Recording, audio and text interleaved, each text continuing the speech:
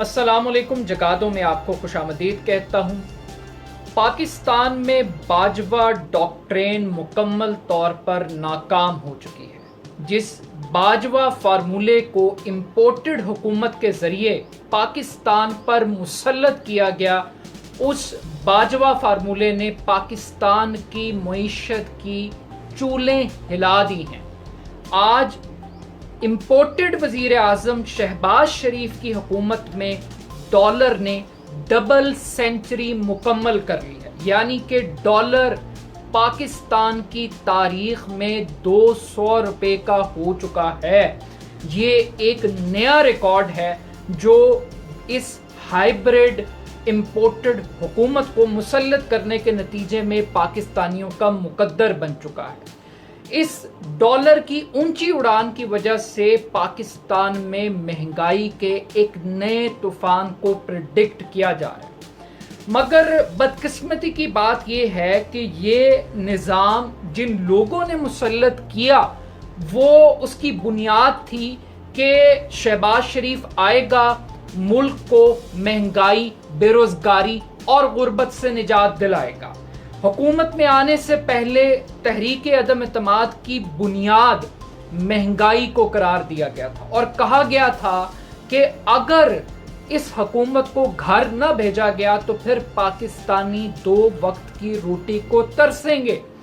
یہ پاکستان جو ہے یہ اس کا ایٹمی پروگرام محفوظ نہیں ہوگا، پاکستان کی سالمیت اور خود مختاری اور پتہ نہیں کیا کچھ عوام کو سنایا جا رہا تھا، مگر بدقسمتی دیکھیں کہ اقتدار میں آنے کے لیے ایشو مہنگائی تھا، عوام کی ہمدردیاں سمیٹنے کے لیے ایشو غربت تھا، بے روزگاری تھا، مگر آج اقتدار میں آنے کے بعد پاکستان کی حکومت کا سب سے بڑا ایشو کیا ہے؟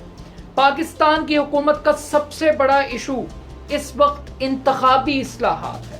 پاکستان کی حکومت کا دوسرا بڑا اہم ترین ایشو نیب اصلاحات ہے، نیب کا خاتمہ ہے۔ پاکستان کی عوام کا مسئلہ روٹی ہے، ان کا مسئلہ اپنے اوپر بنے ہوئے مقدمات سے نجات حاصل کرنا ہے۔ پاکستانی نوجوانوں کا مسئلہ بے روزگاری ہے، لیکن ان کا مسئلہ اپنی خاندانی دولت کو جو منی لانڈرنگ سے جعلی بینک اکاؤنٹس کے ذریعے بنائی گئی ہے اس کو پروٹیکٹ کرنا ہے۔ تو یہ ایک سیڈ ریالٹی ہے۔ اب ہو کیا رہا ہے؟ یہ لوگ جو مہنگائی کا نعرہ لگا کے جس نیوٹرل نظام نے ان کو مسلط کیا ہے وہ آج کیا کہہ رہے ہیں؟ وہ کہہ رہے ہیں کہ جناب ہم مہنگائی کے ساتھ اب الیکشن میں جا سکتے ہیں، بے روزگاری کے ساتھ الیکشن میں جا سکتے ہیں، بیڈ گورننس کے ساتھ الیکشن میں جا سکتے ہیں، غربت کے ساتھ الیکشن میں جا سکتے ہیں، عوام کو بھوکا مار کر الیکشن میں جا سکتے ہیں، لیکن نیب اصلاحات کے بغیر نہیں جا سکتے۔ جعلی بینک اکاؤنٹوں کے کیسوں کو ختم کیے بغیر ہم عوام میں نہیں جا سکتے۔ یہ اس ملک کے اندر انتخابی اصلاحات کے بغیر الیکشن میں نہیں جا سکتے۔ ان کے لیے ای وی ایم کو ختم کرنا زیادہ امپورٹنٹ ہے، ان کے لیے اوورسیز پاکستانیوں کے ووٹ کے حق کو ختم کرنا وہ زیادہ امپورٹنٹ ہے۔ ان کے لیے اگر کوئی چیز لیسٹ امپورٹنٹ ہے جس کی کوئی اہمیت نہیں ہے وہ مہنگائی ہے، وہ غربت ہے جس کا 20 کروڑ پاکستانیوں کو سامنا کرنا پڑ رہا ہے، جس غربت کو بنیاد بنا کر یہ امپورٹڈ حکومت پاکستان کی عوام پر مسلط کی گئی تھی۔ اب ہو کیا رہا ہے؟ ہو یہ رہا ہے کہ جناب کہا یہ جا رہا ہے کہ حکومت اگست 2023 تک اپنی مدت کو مکمل کرے گی اور انتخابات سے پہلے نیب اصلاحات کی جائیں گی اور انتخابی اصلاحات کی جائیں گی۔ تو یہ 2 ترجیحات ہیں، تیسری ترجیح ان کی نہیں ہے۔ اب چونکہ ان کی ترجیح نہیں ہے تو ڈالر آؤٹ آف کنٹرول ہے۔ کیونکہ عام آدمی کے بیچارے کے پیسے پڑے ہوئے بینک میں پاکستانی روپے میں، لیکن ان کی دولت باہر ہے، ان کی دولت ملٹی پلائی ہو رہی ہے۔ ڈالر مہنگا ہوتا ہے، ان کی معیشت سٹیبل ہوتی ہے، تو ان کی معیشت اور پاکستان کی معیشت اس میں ایک بڑا فرق ہے۔ لیکن کہا کیا جا رہا ہے؟ کہا جا رہا ہے کہ جناب مشکل فیصلے کرنے پڑیں گے۔ महंगाई को ख़त्म करने के लिए जो फार्मूला पेश किया जा रहा है वो है पहले से ज़्यादा महंगाई, यानी कि महंगाई को महंगाई से मारा जाएगा और नतीजे में गरीब मारा जाएगा। तो ये एक नई अनोखी एक निराली मंतक है जो इन माफियाज की तरफ से पेश की जा रही है। अब कहा जा रहा है कि मुश्किल फैसले हैं, एस्टेब्लिशमेंट को बोझ बर्दाश्त करना पड़ेगा, और ये नहीं कहा जा रहा कि आज शहबाज शरीफ की हुकूमत है, कहा जा रहा है कि आज इत्तेहादी हुकूमत है। तो भाई इमरान खान की हुकूमत सिर्फ अकेले इमरान खान की थी, आपकी हुकूमत इत्तेहादी हुकूमत है। जिस इमरान खान का बोझ इस्टेब्लिशमेंट को कहा गया कि वो नहीं उठा सकती, एक नकम्मा एक नलायक इंसान है, उसका बोझ तो इस्टेब्लिशमेंट नहीं उठा सकी, लेकिन मनी लॉन्डर शहबाज शरीफ का बोझ उठाने के लिए इस्टेब्लिशमेंट भी तैयार है और इत्तेहादी भी तैयार हैं। जब 3.5 साल इमरान खान साहब के थे और बड़े मुश्किल साल थे, अवाम को कोई रिलीफ नहीं मिला, ये बात मानने वाली है, इस पे कोई दो राय हो नहीं सकते। अब उस रिलीफ ना मिलने की वजूहात हैं, उस पर भी हम बात कर सकते हैं, मगर इम्पॉर्टेंट बात यह है कि यही लोग थे मुस्लिम लीग नून वाले जो इत्तेहादियों को कहा करते थे कि आप इमरान खान के जुर्म में शरीक ना बने, आप इमरान खान के इस जुर्म के अंदर पार्टनर ना बने। और इत्तेहादी ये कहा करते थे, स्पेशली तारिक बशीर चीमा जैसे लोग कहते थे जनाब हम पीटीआई का बोझ क्यों उठाएं। और मरीम नवाज कहा करती थी कि आप जब पब्लिक में जाएं तो हेलमेट पहन के जाना, अवाम आपको पीटेगी मारेगी। तो ये सेंटिमेंट्स थे, मगर आज वो इत्तेहादी जो इमरान खान का बोझ नहीं उठा सकते थे, जब इमरान खान मुश्किल फैसले कर रहा था, जब इमरान खान डिफिकल्ट डिसीजंस ले रहा था, तब इनको अवाम याद आ रही थी, तब इनको अवाम का रिएक्शन गैज़ो गज़ब याद आ रहा था कि ये महंगाई करके अवाम में नहीं जा सकते। मगर आज जो बाजवा डॉक्ट्रेन है, जो इस्टेब्लिशमेंट के कंधे हैं, वो भी शहबाज शरीफ का 200 रुपये डॉलर पहुंचा कर एक महीने में 14 रुपये से जायद का इजाफा करके रुपए को गिरा कर वो उसका बोझ उठाने के लिए तैयार हैं, और इत्तेहादी भी तैयार हैं। अब वो मरीम नवाज जो हमें हर दूसरे तीसरे दिन हफ्ते में एक मरतबा इस्लामाबाद हाई कोर्ट के बाहर खड़ी होकर बड़े बड़े भाषण दिया करती थी, अद्वियात का, रोटी का, आटे का, चीनी का, अब वो हमें क्या समझा रही है? वो हमें समझा रही है कि अगर पेट्रोलियम प्राइसेस ना बढ़ाई गई तो पाकिस्तान की मईशत दम तोड़ जाएगी।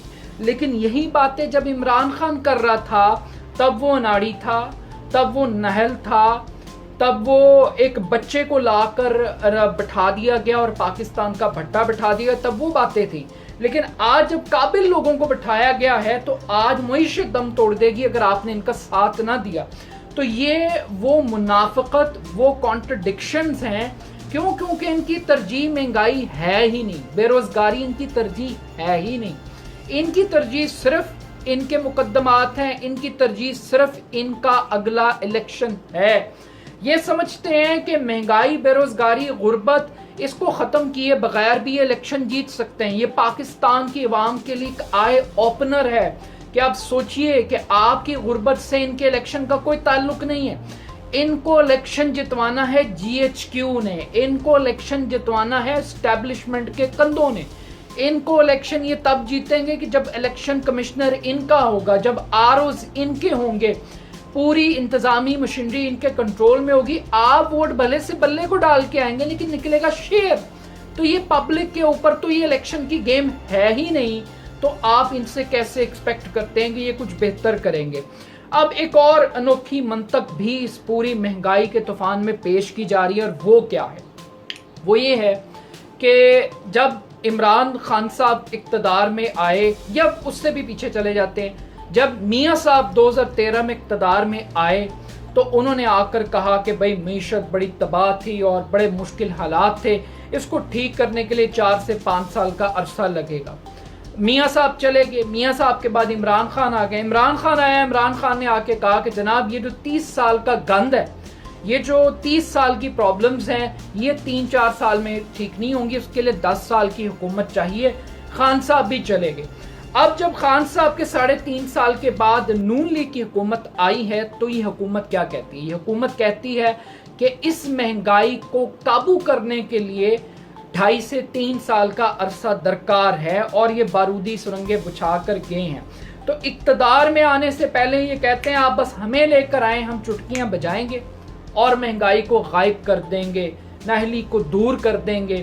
لیکن آج جب یہ اقتدار میں آتے ہیں اور آنے کے بعد ان کی ٹون بدل جاتی، ان کی لاجکس بدل جاتی، اور سونے پہ سہاگا پاکستان کا میڈیا وہ تو پوری کیمپین چلا رہا ہے کہ پیٹرول کو مہنگا کرنا قوم کے مفاد میں ہے، اس مہنگائی کو برداشت کرنا قوم کے مفاد میں۔ وہ یہ نہیں کہہ رہے کہ جب عمران خان مشکل فیصلے کر رہا تھا، اب عمران خان ان پاپولر کیوں ہوا، یہ آپ کو ضرور سمجھنا چاہیے۔ عمران خان اس لیے ان پاپولر ہوا کہ 30 سال اس ملک کو سبسڈیز کے اوپر چلایا گیا۔ 30 سال میں اس ملک میں ان ریئلسٹک سبسڈیز پالیسیز انٹروڈیوس کروائی گئیں، یعنی کہ اگر میٹرو بس کا ٹکٹ 100 روپے کا بنتا ہے تو اپنی شہرت کی خاطر 20 روپے کے ٹکٹ پہ میٹرو کو چلایا گیا اور قومی خزانے سے وہ سبسڈیز دی گئیں۔ اگر روٹی کی قیمت 8 روپے بنتی تھی تو اس کو 2 روپے میں عوام کو سیل کیا گیا، سبسڈی دی گئی اور خزانے کے اوپر بوجھ بڑھتا چلا گیا۔ اگر بجلی کی قیمت پر یونٹ 25 روپے بنتی تھی تو اس کو 16 روپے میں سیل کیا گیا اور سبسڈی قومی خزانے پر پڑی، اور عوام کو سستی شہرت کی خاطر یہ سارے گمکس کیے گئے۔ اب وہ سبسڈیز دے کر ہزاروں ارب روپے کا قرضہ قومی خزانے کے اوپر چڑھ گیا، آمدنی تھی کوئی نہیں، ریسورسز تھے کوئی نہیں، اور اب آئی ایم ایف کے دربار کے اندر ہم حاضریاں دے رہے ہیں، آئی ایم ایف کا پلان لینے کے لیے جا رہے ہیں، بلاول امریکہ میں بھیک مانگ رہا ہے، مفتہ اسماعیل قطر میں مذاکرات کر رہا ہے کشکول اٹھا کر۔ تو یہ وہ 30 سال 40 سال جو سبسڈیز کے اوپر اس قوم کو چلایا گیا، عمران خان کا ایک جرم تھا، اس نے کہا بھائی میں سبسڈی نہیں دے سکتا۔ عمران خان نے آتے بجلی مہنگی کر دی، گیس مہنگا کر دیا، پیٹرول مہنگا کر دیا، ہر چیز کو عمران خان نے مہنگا کر دیا۔ کیونکہ ریئلسٹک پرائس نہیں تھی۔ اس کا رزلٹ کیا تھا؟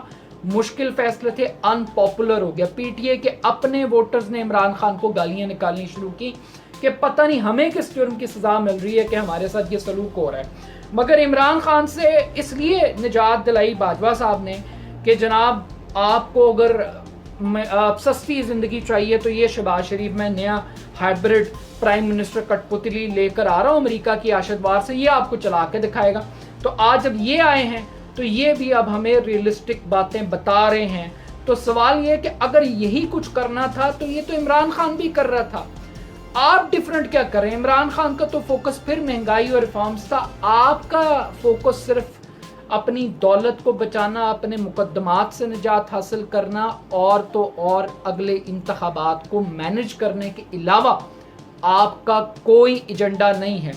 یہی لوگ تھے جو پچھلے دور حکومت میں ہمیں کہا کرتے تھے یہ P T I M F کا بجٹ ہے، یہ لوگ کہتے تھے یہ اسٹیٹ بینک آف پاکستان نہیں ہے، اس کو عمران خان نے پی ٹی آئی نے اس کو state bank of I M F بنا دیا، یہ ناٹ پاکستان ہے۔ مگر آج وہی آئی ایم ایف ہے، اسی کی شرائط پہ عمل کرنا ہے، اسی کی پالیسیز کو فالو کرنا ہے۔ اب جب یہ فالو کرنے کا سسٹم بن رہا ہے تو قوم یاد کر رہی ہے جنرل فیض حمید کو، وہ کہہ رہی ہے کہ باجوہ صاحب اگر آپ کے شوق پورے ہو گئے ہیں اور اگر پاکستان کے ساتھ پاکستان کو بچانا ہے تو پھر فیض حمید کو لانا پڑے گا۔ اب فیض حمید فارمولہ کیا ہے؟ فیض حمید فارمولہ ہے عمران خان، فیض حمید فارمولہ ہے غیرت مند پاکستان، فیض حمید فارمولہ ہے اکاؤنٹیبلٹی، فیض حمید فارمولہ ہے کہ آپ ملک کے اندر انسٹیٹیوشنل ریفارمز کریں اور اس کو مافیا سے نجات دیں۔ تو اب